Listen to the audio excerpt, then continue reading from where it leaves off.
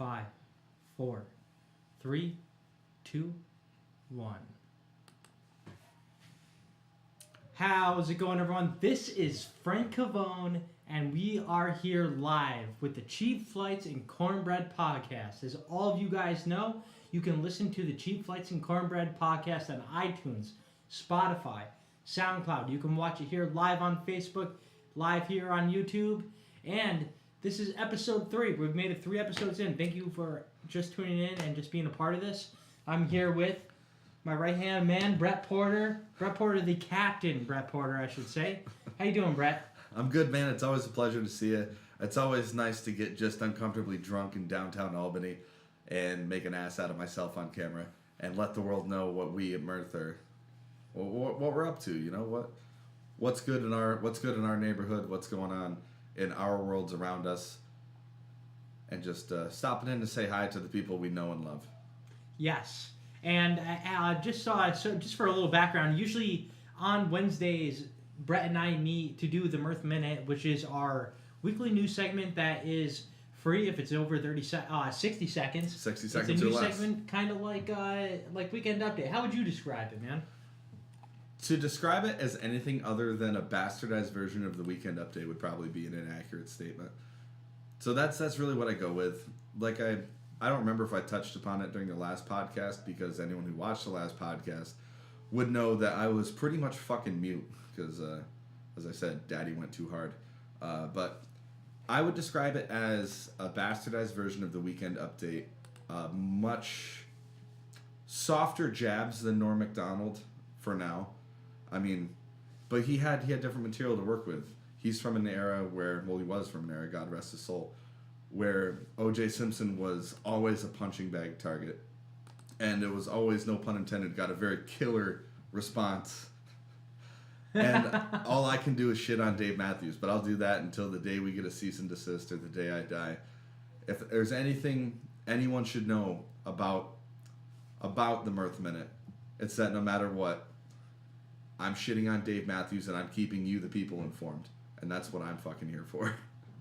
Now, I have to ask you, what is your deal with Dave Matthews? Just so people can have some context behind all the reasons why we absolutely rip on the dude on the podcast. On the minute. God damn it, Frankie. So, to those of you who are unaware, sorry, I forgot, I swayed my hair all nice and pretty for the minute. And now it's so, look at that. Oh, yeah, there we go. We're fucking clear now. But my whole gripe with Dave Matthews has very little to do with Dave Matthews himself. I was on my way out. I was a college student at SUNY Plattsburgh from 2014 to 18. We made a trip to the Altona Indian Reservation to grab cheap cigarettes, cheap gas, and, do some That's what you do when you're in college. You gotta save money. And then we evened it out with some high stakes bingo. We were 500 feet from the Indian Reservation line, from United States territory to sovereign nation. I get pulled over because my fucking headlight's out. And I have 3 of my good friends from college with me. I don't know if they want to be named, but I don't care. But I had Christian. I had Christian Russell, I had Gunnar Blanchard, and I had my man Blanco. And we get pulled over, and immediately, they say, we know you have pot in the car. I'm just like, dude, no, I don't have pot in the car. We're not that stupid.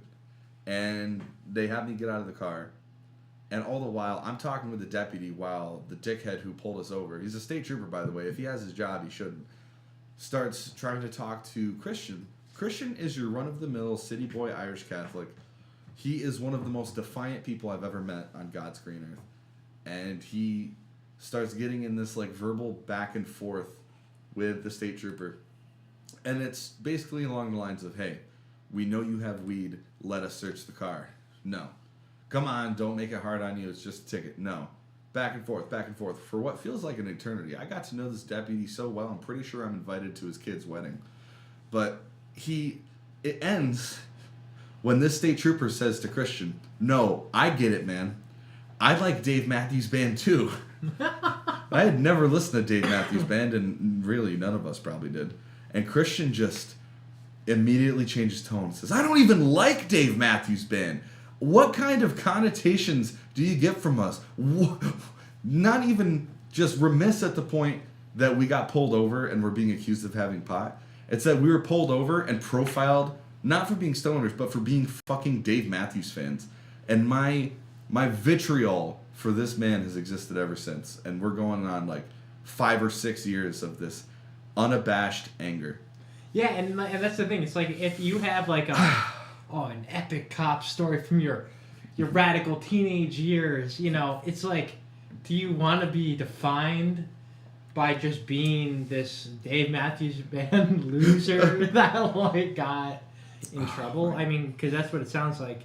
But to hop into the chat, which by the way, guys, if you at any point if you feel like you want to kind of comment on what we're talking about, or have a topic you would like us to talk about, or just something you want us to bring up, please, in the YouTube and the Facebook chats, please just let us know. That being said, Dylan McKenzie said that Mirth Minute is kind of like Skate Line MBD, and yes, Skate Line MBD is definitely like a big inspiration on where we got the idea to do Mirth Minute. And I don't know, I come from a background of news. I've worked at news stations in the past, and I love the live feel. And while this podcast gives us the live feel, I also love at the same time, you know, producing a news package because it's fun. It reminds me of stuff that I've learned in college, just like stuff we've learned in BSD together. Yeah. And that's how Brett and I got to know each other. Really. Oh yeah, man. You go back. Aside from playing bass with each other, but yeah. So that being said, yes, we just like you see our articles on Mirth Films, you can absolutely watch those same headlines right on our minute-long episodes. You're goddamn right. Every single week. And if you would like to help support what we were doing, we do have Venmo and PayPal, which you can donate to, but we also have merch as well. And we have the Cheap Flights and Cornbread merch. This actually, the name came before the podcast, the idea of doing the podcast.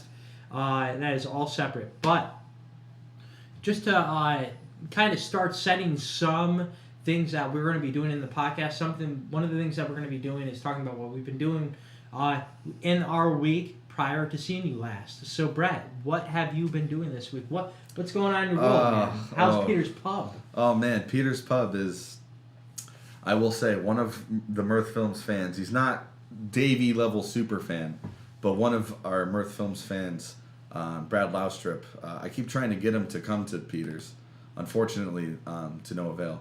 But Peter's Pub is commercially the most successful bar in Glens Falls. And Glens Falls has gone through these rough patches. It was at its peak in the early to mid 90s. The mayor at the time started closing down bars. Now, I'm gonna stop you there for our non-aerial listeners. Describe Glens Falls for some context. Oh, Jesus. That's like trying to describe your local fucking Walmart. It's... No, Glens Falls is very... It's as close to metropolitan as Warren County has. It's kind of that middle ground between I don't want to party in Lake George and I don't want to party in Saratoga. If you don't know what Lake George and Saratoga are, I have no clue how you found us. So it's a pleasant middle ground of the three, the most affordable drinks, the most interesting nightlife, and just I don't know. Imagine if a whole city was a dive. That was just a shell of its former self. That is exactly what I think of Glens Falls. It's a dive. It is a complete dive bar. It is. I mean, it is grunge by definition. It's so grunge. Alice in Chains played there in 2010. Made complete sense. Get more acts like there, like on the musical side of things, and like going into. I've been into an establishment by the name of what's up the famous place there everybody goes to? The club? The place. JP's? JP Bruno's? I went to JP Bruno's for the first time like 3 years ago, and I was like, at this point I've never been in Glens Falls at the bar. Like, past 10 p.m. It never has crossed my mind. You know, like I'm like 23. No, sorry, I'm like 25 at the time, and I'm thinking to myself, I'm like, sitting in this goddamn bar, I'm like,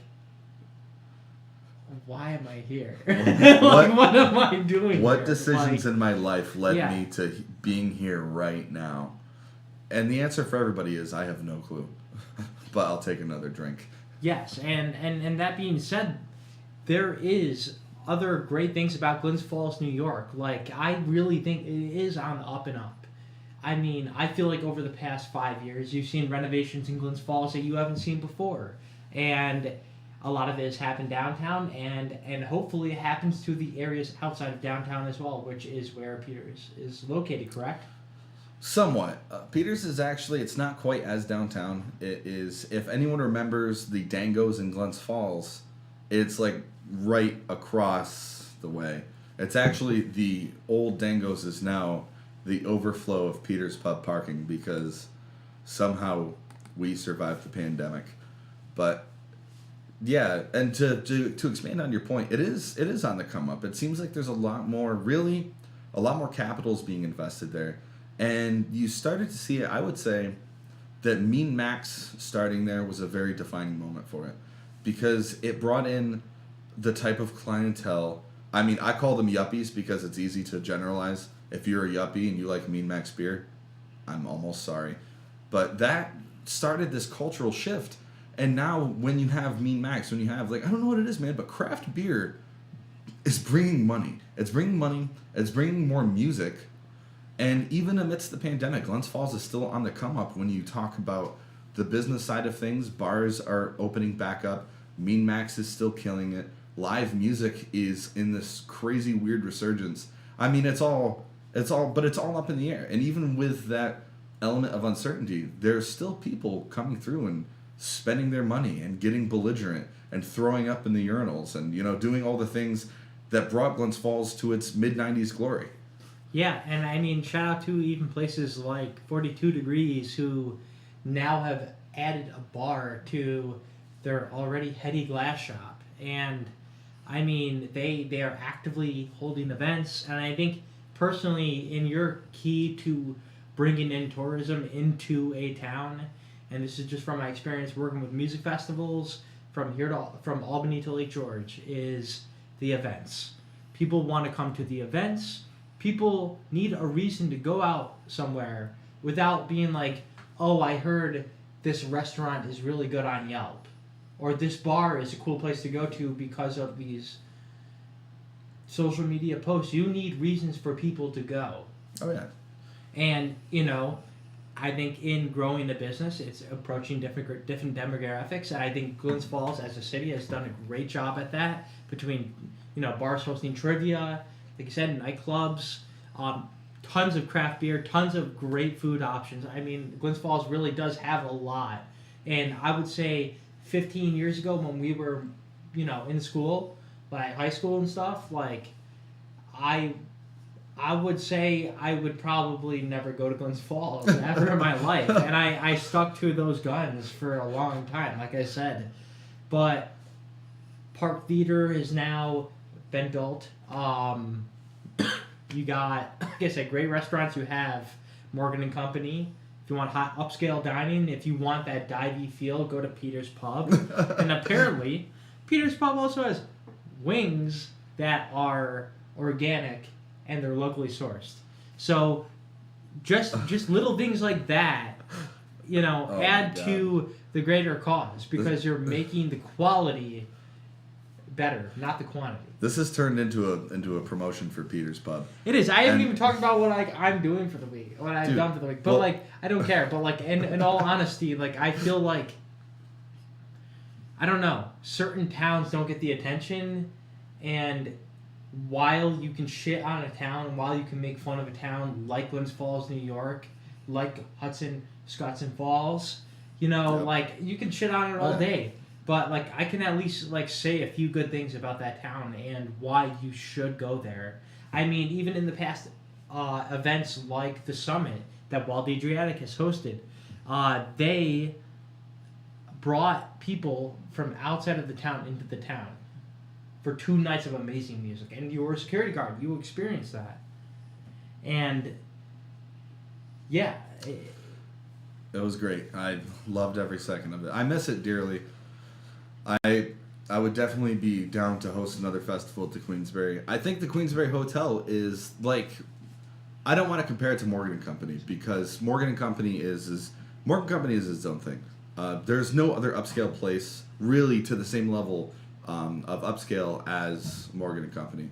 But the Queensberry is that's a place you get classy drunk. That's a place where you have not a couple beers, not a couple Sierra Nevada Torpedo Extra IPAs bought from your local corner store. The Queensberry Hotel and then Fenimore's the bar inside of it. That's a place where you get classy drunk and then you walk home. Like it's on its own level. And then to change the scope, change the landscape of that entire building for an entire weekend with some damn good live music for over the course of 2 days, like 20 hours of live music between both bars, between Fenimore's, and then the main lobby of the Queensberry Hotel.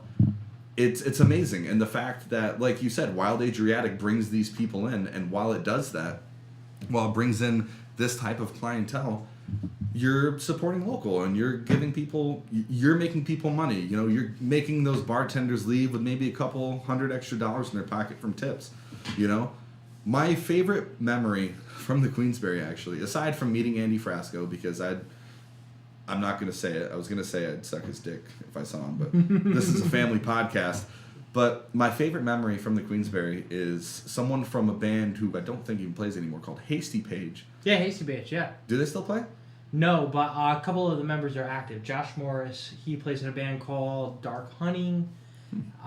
Lead singer, blonde hair, Zane. I don't know if he still does anything. There's a kid from Queensberry that's in that band. I think they're all from Queensberry. Yeah. Well, whoever it was, if they're who I'm thinking of, if it's the wrong band, I'm sorry. But it was somebody's 21st, one of the nights of the summit. And I said, you know what? We're at Fenimore's. I'm going to buy you a classy drink. So I got him an old fashioned, which, unless you are someone who drinks bourbon straight because you like drinking bourbon straight, they're honestly not very good. But I thought, you know what? When in Rome, when at the Queensberry, drink like a Queensberryan, let's go hard with some old fashions. And something, you know, stuff like that. That's a memory that was created because Wild Adriatic decided to be bold and host a music festival at an otherwise, I don't want to say snobby, but a snobby upscale establishment. It brought in that different clientele, and it was a net positive for everybody. Yeah, absolutely was. Seriously, if you find yourself either in the Adirondack area at any time of the year, stop by into Glens Falls, check out some of the local shops. There is some great merchant shops there as well, great coffee shops. I personally like Spot Coffee. I think Spot Coffee is pretty good. God, the last time I went to, I've never been to Spot Coffee. I was going to talk about Coffee Planet ad nauseum, but I don't think they exist anymore. I think they got sold and traded to Spot Coffee or something like that. But Coffee Planet was dope. Coffee Planet. Now, myself, I also kind of had I wouldn't say crazy as in oh my God, I had life-changing shit happen to me, but I did have a pretty awesome week. A lot of music came into town here in Albany. We had, on Thursday night, last week, we had Green Sky Bluegrass here with the infamous String Dusters, and that was epic. I've never been the biggest bluegrass fan, but I really do like that the lighting. I like the lighting in bluegrass because I think it supports the music. Not having that percussion atmosphere adds this extra effect of drama. I think it's great, especially in deep jams. I personally thought the infamous String Dusters were my favorite out of the two, even though they opened. I thought they were more strict to bluegrass. It wasn't as poppy sounding. I don't mean to say that Green Sky Bluegrass is poppy sounding, but I don't know. I felt it was a little more rugged in a sense with the infamous String Dusters. I really liked that aspect of them. And it just felt great to be shooting at the Palace again. It was the first time I shot any photos in the Palace Theater at a live concert since before the pandemic. And I know we've been doing Palace sessions for almost 2 years now, but like that's not live. We record that. It's all done. There's a production schedule. There's a whole thing that goes behind that. So when you go to a show and you get to go there, you know, be a goof and have a good time. You know, for me, it's, you know, all I have is my camera on me. I don't have like fucking 9 cameras on me. I have to record and like have all these responsibilities. Like I'm going there because I'm reporting on the show and I'm a fucking music fan. So it was great to do that again. And along with that, on Saturday night, January 22nd, Humphreys McGee came into town. Never seen Humphreys McGee before in my life. And I will say that was kind of a life-changing aspect because I grew up a thrash metal fan before I even grew up a jam band fan. And I was amazed that these guys were so thrashy. And I wish I experienced them way before, like 10 years ago, when I was not trying to make the transition, but when I was like experimenting, listening to different music, like I wish I listened to them because I think it would help bridge the gap a little better for the shit that I'm listening to today. And it was awesome. Like I felt like my photos came out very well that night. Like everything was working well. Only downside of the night was I fucking dropped $1,000 lens on the ground and it's destroyed. And now I don't have that lens. So I really need to buy another one. Again, if you want to support the podcast, feel free to. Because shit's expensive, man. We're hosting a candlelight vigil for Frankie's. What was it? A 70-200? 70-200 Tamron F2.8. It's a 2.8 lens. So we're gonna host a separate but concurrent live stream to that immediately following. As Frankie said, our Venmo is made readily available. If you guys would like to send traveler's checks, personal checks, cash, rolled change, well wishes, Target gift cards, Western anything. Union. Western Union. What's the other one? MoneyGram. Cash App. Cash App. Yes. We'll do anything. You can find us there on all of those things, and we promise you it won't go completely to waste, because lenses are expensive, and that is why I own one camera that collects dust in my fucking closet, and I just use Frankie's shit. Well, that's the thing. It's like you wish there was a lens that did it all, and that's not the case. And it's just, man, that really fucking broke my heart.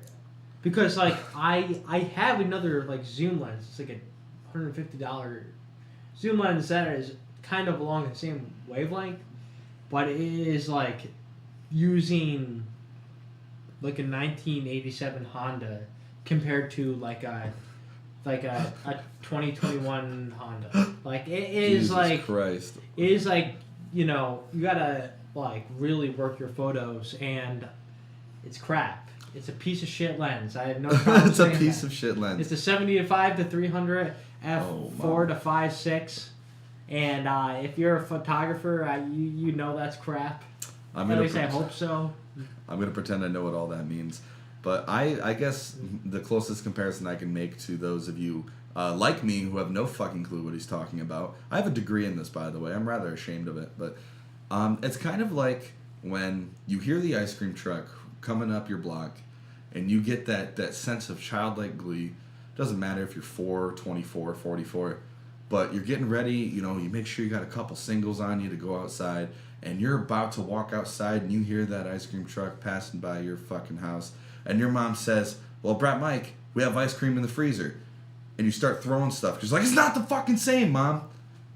I would assume that's the same thing with lenses. It's exactly that. I would even go as extreme as saying it's like making a Reuben and giving it to somebody with no Thousand Island dressing. With no Thousand... Yeah, where's the freaking Thousand Island up in You don't want that. You don't want that. Send it back. Send it back. So, basically, I'm out of lens. I got a concert I'm shooting at the Palace on Friday, and I'm going to work with it. And I'm thinking, actually, I'm really thinking about this. I am thinking about using this, like, consumer grade, like, entry level piece of shit lens. I'm sorry. This lens is crap. I got all day. I could talk about this for 2 hours. But, like, this is the type of shit I think about every day, Brett. Oh, wow. And I'm going to put it to the test, and I'm going to make a video about it. and I'm going to take photos with it specifically with one single camera, and I want to see what kind of shots I'm going to get. And I'm going to see if this is even fit for an entry-level user to even use. Because if I was an entry-level user, you know, maybe I wouldn't even want it. Maybe I'd be discouraged from using this lens because it sucks. Why shouldn't I just use my iPhone, you know? So, you know, I don't know. I feel like it'd be cool feedback. So I was thinking about doing something like that. And the last time I actually used the lens, I photographed Primus. And I got a decent shot of Les Claypool. I was actually pretty... Yeah, it's on the wall here somewhere. That was not shot with never mind. That was shot irrelevant. That was shot with 2021 lens. Oh, but like, yeah, we'll see. All right, basically, where I was trying to go with this is that my lens broke while I was at the Humphreys McGee show at the Palace Theater in Albany, New York, and so after that, there was a Death Kings show, which Death Kings, if you guys don't know Death Kings are they're not the new kids on the block by any means, but they're definitely a great group to check out, especially if you're one of those jam band fans that, like I said, I was somebody, I came from thrash metal before I listened to jam bands. And this band formed from Ryan Stasek of Humphreys McGee.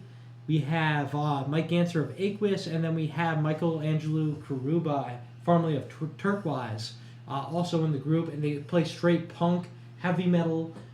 They have their own original music, but they also play covers as well. Especially if you're a skateboarder, if you like that shit, that is a great group to check out because they're not just doing this as like a side project. They're actually trying to be a real band, and it was cool. They played at the Empire Underground, right across the street from the Palace Theater in Albany, New York. It is the side club of Empire Live, which is the former Upstate Concert Hall, and it was a great venue. I've never been there before. It just seemed like a great place to host punk, hardcore, heavy metal music. Also, you know, just smaller acts in general that can't fill the room that Upstate Concert Hall can fill. I highly encourage checking that out if you are local to Albany, New York, or even in the Capital Region and beyond. But that was great. I got to hang out with the bassist of Humphreys, Ryan Stasek. Great guy, very easy to talk to. I had like a 25-minute conversation with the guitarist of Aquis about skateboarding and just rock and roll and in the world that we live in. It was really cool to catch up with him. And other than that, I spent every other second editing and updating the website and all the other bullshit that comes with Mirth Films, you know? Yeah, which I will say, there's been times where I've witnessed Frankie do bits and pieces of editing things.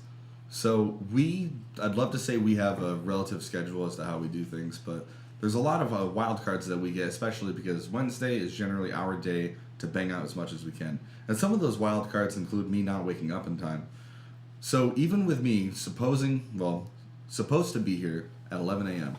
and marching my happy ass in at 12:30, we still wrote, shot, and edited the minute from 1 p.m. It was done by 3:15. Writing, shooting, editing. This is the man you want on your side. And that's the thing. It's like watched. we will push ourselves to the limits for you, the viewer. And you know, I mean, it is. I mean, it takes a lot to do what we do, and I say that because, I mean, there's a lot of pre-planning that Brett didn't even talk about. That I thought you were gonna say doesn't even do. I'm like, yeah, you're probably right. No, that goes into what we have to do, and yeah, I don't know. It just getting it all done in one day is kind of nice because we both have busy lives. You gotta hustle drinks. Yeah. And you know, I don't know what the fuck I do. I don't know. It usually changes every single day, and that's okay. But that's pretty horrible to say. Like, I don't know. Is everything all right at home? Everything's all right, man. It's just like some days I don't know what I'm doing because of literally like I have a checklist longer than Santa's Christmas list. Like I wish I was kidding. Like I in the past dealing with a workload that I have is very rough. Oh yeah. And it affects my social life 100%. Like I don't see my friends often. Like I see you, and like thank God, because like thank God I can see somebody. But like I don't know. My whole world is based around Mirth Films, and it's just there's always something to do. I really want nothing but the best for the company that I built over the past 3 years, and I don't feel like wasting time. And I've seen myself in certain situations, in certain periods of my life, how I've been in certain periods of my life, and how I spend my time, and how I do what I do, and how I can actually improve what I do. And I know right now the best thing for me is just putting 100% into this, because this isn't year 1 anymore. This is year 3, and I don't know. I don't ever want a full-time job ever again. Me neither, man. I mean, I love bartending, to be honest. Regardless of where Mirth goes, I enjoy bartending so much, man. Like, aside from that, everything else is so fucking temporary. I believe in this, and I like the position we're in right now, and I think there's a lot of room for growth. And I think we can do things with that. We can create more engagement. We can get more people engaged in what we're doing. And so it's not just Dylan McKenzie telling us we're pretty, or telling us that he misses your tech reviews. And that's not a jab at you, Dylan. We love you and we miss you. We hope everything's all right at home for you. But things are, and I just like Glens Falls, man, things are on the come up. Yes. I see good things on the horizon, and I would like to take the minute, no pun intended, I'd like to take the Mirth minute to say I had brought this up to our CEO here. If Mirth Films, we're at just about 4,300 total likes on Facebook, which pretty damn good. I gotta say, that's not bad. That's over 1,000 per year. If you were to make a graph out of it, we are less than a month into 2022. This year is either going to be really good or really bad, but the one thing I would like to see continuing is exponential growth. If we can get to 10,000, we are talking over a 100% increase in people engaged in the page. I will get this logo, this one you are staring at right here, tattooed on a random part of my body. Sans the face, sans like all this. I don't want to look like a fucking felon. Anywhere else, we're golden. And I'm going to add on to that. If we hit 2,000 subscribers on YouTube by the end of the year, Brett will get the same tattoo on his ass cheek. On the ass. I totally forgot. I said yes to that, but there's no fucking turning back now. It's on the table. It's part of the archives for the rest of history. And it's actually, so as we touched upon in episode 2, we normally like to make a trip to Bomber's Burrito Bar, I think that's what it's called, on Lark Street. And we met one of their regulars is a practicing attorney who deals in, basically, I don't remember his exact position, but if you've ever sent a picture of your dick, he's probably on the case about it. So be careful.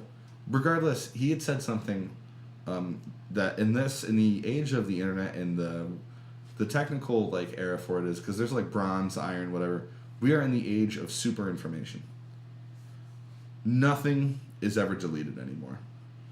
Regardless of what happens with all of this, and regardless of what we could get married, have children, start life anew, be like that John Mellencamp song, and have our pink houses and fucking white picket fences.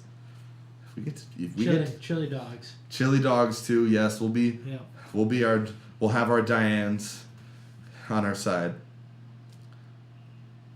But those statements will be there forever. They will never be deleted from the archives of the world. We could forget about this completely. Who knows what fucking 2023 will even bring us. We could have crazy things happen to us, but then all of a sudden Mirth Films is going to hit 10,000 and then 2,000 on YouTube. And all of a sudden I'm going to have to dedicate my whole fucking powerful thighs on one body. Yes. Well, I'm up to 6 tattoos right now. Which, if you guys are really nice and you can buy Frankie a lens, I'll do the next one naked. we will find a way to work around our sponsors with that. And you will see at least 4 of the 6 tattoos. Which is probably the worst way to try and get sponsors. Dylan says both cheeks if we reach 4,000 subscribers on YouTube by the end of 22. No. Don't put words in my mouth. Don't move the goalpost, buddy. I think one's fair. Do you understand how weird it would be to have matching cheek? I think that's a little too...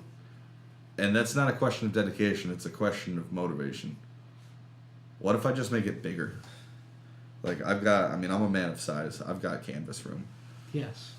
Cheers to Canvas Room, everybody. Cheers to Canvas Room. We're the most inclusive podcast being shot inside this apartment right now. So, Brett, I got to ask you, just to wrap things up here. What have you been watching and what have you been listening to? Oh, geez. I've actually... So, it's not that I ever had a problem with Joe Rogan, because I don't. I think he is more important to us than he's ever been in his time around before. But I just kind of stopped listening to him because, like you, busy fucking schedule, don't have time to just actively listen. But I just started getting into Joe Rogan again. However, Theo Von's this past weekend has found its way into my heart. Theo Von is such... If you guys don't know, Theo Von is... I think he's from Louisiana. Always dons the mullet. He says bruh a lot. That's kind of his thing. And he is just a man who knows how to make you smile and make you like just laugh at the most ridiculous shit. And it's something we all aspire... Well, at least I aspire for. Because, laughter's universal, man. Because this is going to fade. I'm going to go from a 6 to a 3 eventually. I'm going to go from a 36 to a 46, perhaps. But, maybe I'll always be funny. Or maybe I'll be funny enough that people will remember me. So, Theo Von's last week tonight... No, that's John Oliver. Fuck. Rewind. Theo Von's this past weekend, back on the JRE. And for music, I've been listening to this band we saw open up for Badfish, the Sublime cover band. Okay, who? Mo Loda and The Humble. They're based out of, I believe, Philadelphia. They're specifically their 2013 album Curse the Weather, because I'm one of those sappy emotional bitches who gets hooked on songs. And their song Where the Whitetails Go, there's one line in it where he just says, well, we don't really know just where to go. And it's just like fighting back tears while I'm fucking driving. I'm like, he's right. I don't know where to go. But that's me. How about you, Frankie? What's on your docket? So, honestly, I haven't been watching really much. I've been playing a lot of video games. I've been playing a lot of Saints Row. Saints Row has ruled my life for the past... Saints Row has ruled my life for the past probably like month and a half. I picked up Saints Row 4 because it was only $4 and I'm a cheap bastard. And so I bought it 100% at the game because it was a slow month. For people in the industry, our fucking industry was killed. It was a slow month, so I was playing video games. And then there was a sale for Saints Row games, so I bought all of them. I bought 1, 2, 3, all the expansion packs, just so I could have a fucking catalog to play. And, forget all, the Halo Infinite, the games that came out this year. I'm talking about games from like 2007. Let's jump back in time here, people. And so, I don't know, I like that. I like playing it. It's something I can pick up and play and blow off some steam. And, what I've been listening to as far as consuming content outside of music, I've been listening to The 9 Club, which is one of my favorite podcasts. It's a podcast that Chris Roberts, a professional skateboarder, hosts. It's on iTunes, Spotify. It's a huge podcast. If you don't know about it, then stick your head in the sand. I'll obviously dig it out too, because if you don't know, I really suggest listening to it. And then I also have been listening to some of the IGN podcasts, along with watching some of the IGN videos. I like staying up to date in video games now. Something that's changed over my life in the past 8 months, even though I just said Saints Row ruined my life. But I don't know. I've never really had balance in my life. I've always felt that I spent 23 out of 24 hours every single day on work, and I burnt myself out, and I needed a hobby, and so I started playing video games, and it was fucking awesome. And but other than that, you know, I've been listening to the Beatles because that's what Iris likes to listen to when she gets a bath. Aww. And I don't know, I just try to like calm her down because it's pretty, it's you know, it's scarring for her having to get a bath. And she's like a cat. So I put on the Beatles because I feel like it's soothing, and I make sure it's early Beatles too, not like, you know, White Album, like, you know, Let It Be, Get Back, you know, like I'm talking about like, you know, Love Me Do, like the stuff that like the bubblegum pop shit. Oh, like, boy. You know, that's what I put on for Iris because I feel like Iris, like, I don't know, I've never had a dog in my life. It's not even my dog; it's my girlfriend's dog. But I feel like I just want the best for her, and I don't want to be put on like drowning pool while she's on the fucking shower or something like that. I don't know. So I feel like that's good. It's good medium. You know, nothing too psychedelic. You know, or like tripping out to some like crazy Harry Hood jam by Fish. So I figure the Beatles, like mostly like Beatles 1, like that #1 hits album they came out with, it's like Red. Big yellow one. Oh yes, the one CD all of our moms have somewhere. I got it. I probably do too. Yo, but you have it too. You just don't know it. I probably stole it from my mom. Before I forget, and not to derail the course of action we are taking here as a podcast and as a team, but to those of you who did watch Mandate D's Nuts, I would like to inform you guys that Frankie and I are on the hunt for events to crash and for me to be a total shithead at. And I want you guys to know more of those can, will, and should be on the horizon. Our sights are set next on the Winter Carnival. Be ready, because it's going to get shitty. Also, I think we should go and check out the Saranac Lake Winter Carnival as well. Yes. I heard that's really cool. And dude, no one knows us there, hopefully. I could ask really invasive questions. We're going to ask the most invasive questions. Every zebra mussel question you could ever ask. Yeah. You guys thought zebra mussels were bad? Wait till they get a Brett Porter question. Wait till they get Which I don't know what they're doing out there. So Moms for Liberty is a political activist group. They are, well, as the name would suggest. They give out gloves. They fucking love to. The mom inside them, I keep my politics on Mirth very to myself because my thoughts are irrelevant. I just like to fuck with people. But I had a full, genuine interview with these two lovely mothers, and I was just trying to get their insight on what is going on, because to those of you who also have kept your head in the sand, January 5th was New York State's State of the State address, and people were worried that, among other things, vaccine mandates were going to be on the horizon. As I said, I'm just there to fuck with people. And I had a very nice and engaging conversation with these two mothers. And it was also really cold outside, and I don't plan well for things like this.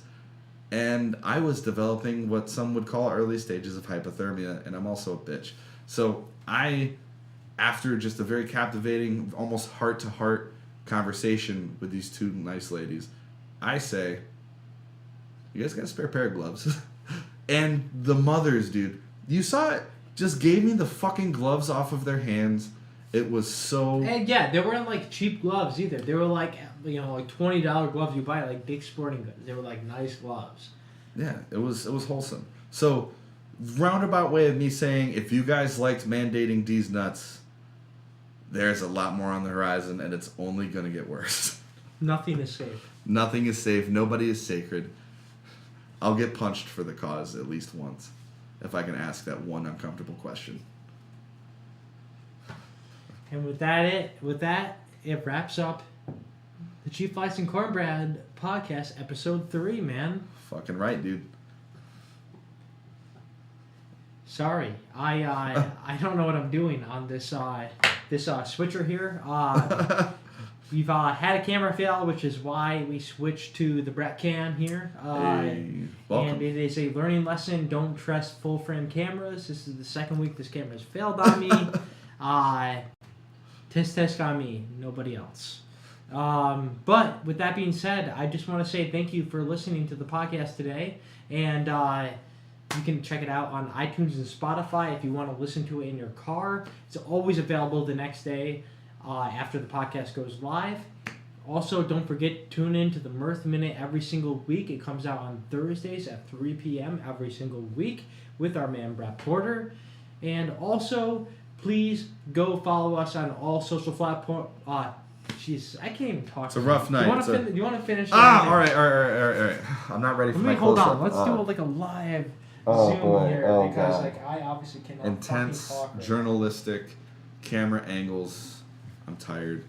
All right. So to those of you who are just tuning in because you're late as fuck to the party, thank you for tuning in to the tail end of the Cheap Flights and Cornbread Podcast. Episode 3 is just about under wraps. If you don't already, please be sure to follow Mirth Films on all of our social media platforms. If you know that it's a social media platform, we probably have it. If not, we'll fuck around and find out. Follow us on everything. We want to get big, and we want you to be part of that process.